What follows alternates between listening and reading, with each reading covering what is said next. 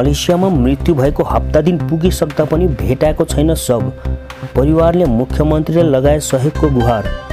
मलेसियामा पछिल्लो शुक्रबार 3 युवकको मृत्यु भएको थियो भने यसमा पश्चिम बङ्गालको एक युवक पनि थिए।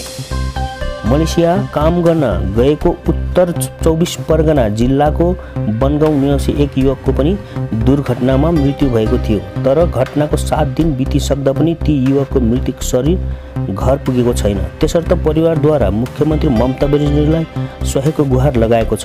मृतकको नाम अकरामुल मण्डल 29 वर्षका थिए। हेर्दै गर्नुहोस् यसै विषयक तयार पारेको यो खबर।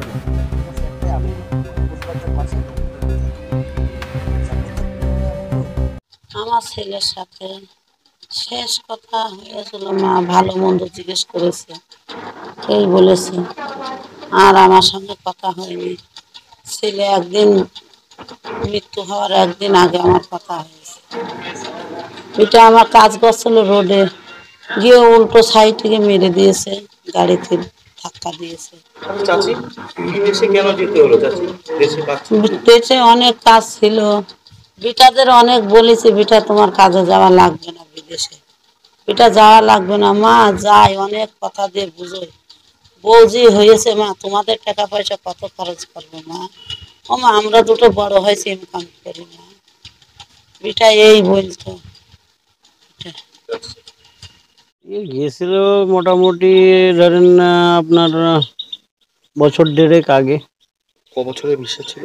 3 বছরের ভিসা। আমাকে বলেছিল যে আমার ছেলে আমাকে বলেছিল এই কথা যে আব্বা আমি 3 বছর মতো পার করে তারপরে আমি বাড়িতে আসবো।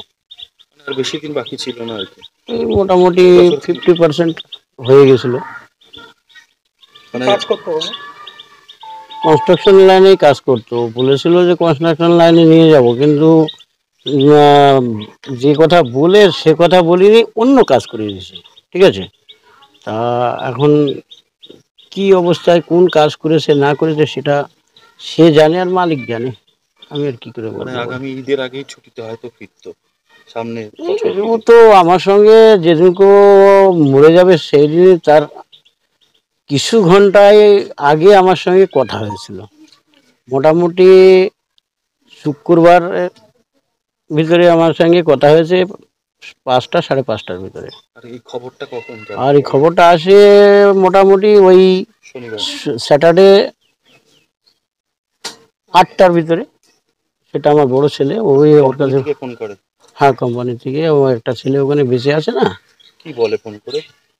ফোন করে এই কথাই বলে যে তোমার ছেলে নেই। এখন আজকে তো 6 দিন হয়ে গেল। হ্যাঁ, 6 দিন হয়ে গেছে। ফিরবে কবে জানেন না?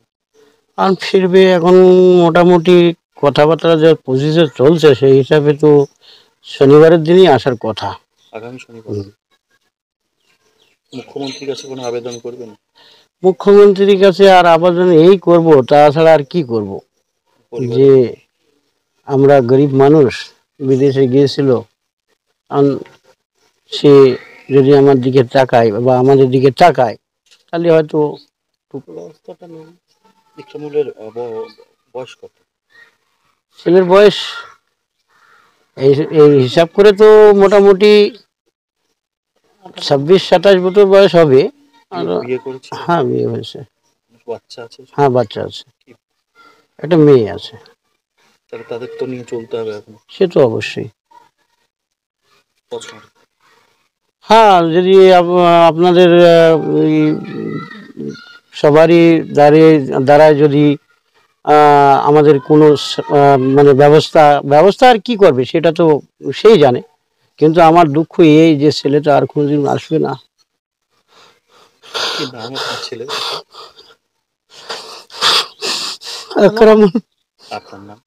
আমার নাম মোহাম্মদ বদরুদ্দিন মন্ডল। এখনো কাজ চলছে, কাগজপত্র সব ক্লিয়ার হচ্ছে, কিন্তু এখনো কোনো ওখান থেকে কোনো ডিক্লিয়ার দেয়নি। কোথায় গেছে কাজে? মালয়েশিয়াতে। কোনো জায়গার নাম মনে আছে? জায়গাটার নাম রাবান বলে জায়গাটা। ঠিক আছে, এবার পুরো ক্লিয়ার তো আমার জানা নেই, তবু আমি ওই জায়গার শুনেছি। আমি আমার মুখ্যমন্ত্রীর কাছে এই আবেদন করছি যে পরিবারের পাশে সে যেন দাঁড়ায়। না, এখানে আমার ভাই কাজ পেয়েছিল কিন্তু করেনি। ও একটু বাইরে যাওয়ার চেষ্টা করেছিল, কিন্তু তার সঙ্গে যে এই দুর্ঘটনা ঘটবে কেউ তো জানে না। তো আমি আমার মুখ্যমন্ত্রীর কাছে একটাই আবেদন করছি, আমাদের এই পরিবার একটা অসহায় হয়ে গেছে, আমাদের পাশে একটু এসে যদি দাঁড়ায়। বা আমার এক ভাইয়ের একটা মেয়ে আছে, তার জন্য আমি একটু মমতা ব্যানার্জি, মুখ্যমন্ত্রী মমতা বন্দ্যোপাধ্যায়ের কাছে আবেদন করছি আমাদের পাশে একটু দাঁড়াই। বাবা কি করে? আমার বাবা এই বিল্ডিং লাইনে কাজ করে, বিল্ডিং লাইনে কাজ করে। আপনি? আমি ওই কাজ করি, আমার ভাইও ওই কাজ করে, সব এই কাজ করি। কি নাম আপনার? আমার নাম একরামুল মন্ডল। এই সবার কাছে আমার একটা আবেদন, যাতে আমার ভাইটা তাড়াতাড়ি তার দেহটা আসে, তার শুভ কাজটা যাতে হয়ে যায়, আর আমার পরিবারের জন্য একটু ভাবুক। আমি সরকারের কাছে এই আবেদনটা করছি। আর একটা ছোট একটা মেয়ে আছে, তার পরিবারটা তো একদম আমাদের পুরো পরিবারটা শূন্য হয়ে গেল। আর কি বলবো, এর থেকে আর বলার কিছু আমার নেই। খুব দুঃখজনক কথা।